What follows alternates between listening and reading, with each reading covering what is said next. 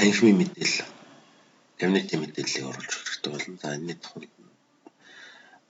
тулд Mendel's-ний Classroom гэдгийг сонгоод new гэж орно. За Classroom. За жишээлбэл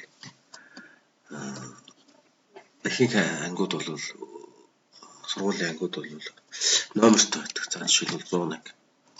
Short term model 101 гэдэг орчих. За тэгэнгүүтээ энэ дээр home classroom гэдэг сонголт. Өөрөөр хэлбэл 101 гэдэг ангид аль анги бүлэг хичээлдэг юм бэ гэдгийг оруулж өгөх хэрэгтэй бол. За home classroom гэдэг урдлын чиглэлээр дарахаар нөгөө дөрөвний оруулсан ангиудын мэдээлэл маань гарч ирнэ. За жишээлбэл 6 анги 101 дот хичээлдэг бол сонгоод.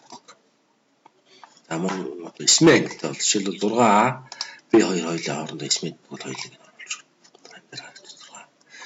За мөн энэ shared room гэсэн сонголтыг ихэнх ангиуд дээр хийх хэрэгтэй болдог. Энэ яадаг вэ гэхээр за тухайн жишээлбэл одоо анги танхимын хүрэлцээ багтаамж муутай ийм сургуулиудын тухайд за мөн гадаад хэлний камерад хангалттай байдаггүй юм сургуулиудын тухайд бол нөгөө биеийн камер руу орсон, технологи руу орсон, за мэдээлэл зүйн хүчил орж байгаа ангиудад гадаад хэлний под группүүд хичээлэгдэх бололтой.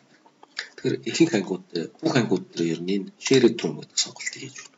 Өөрөөр хэлбэл 101-ийн тоотод хичээлдэг 6 анги биеийн камерт орсон үед одоо нэг цаг сулрна гэсэн үг шүү. Тэр суларсан цаг дээр нь одоо жишээлбэл гадаад хэлний под группээр оруулах боломжтой шүү гэдгийг shared room сонголтоор хийж өгч байна. За ингээд окей дарчихсан. За гэх мэтлэнгээр анги танхимын мэдээллүүдийг бүгднийг оруулж өгөх ёстой. Бүх сургуулийн бүх анги хичээлдэг анги танхимуудаа. 102. За 102-ын жишээлбэл үндсэн анги 6V. За мөн сул цагууд дээр нүүр ангиуд хичээлэх боломжтой shared room сонголт хийж байна. За ингээд анги танхимын мэдээлэл бүгд гэж оруулнаа.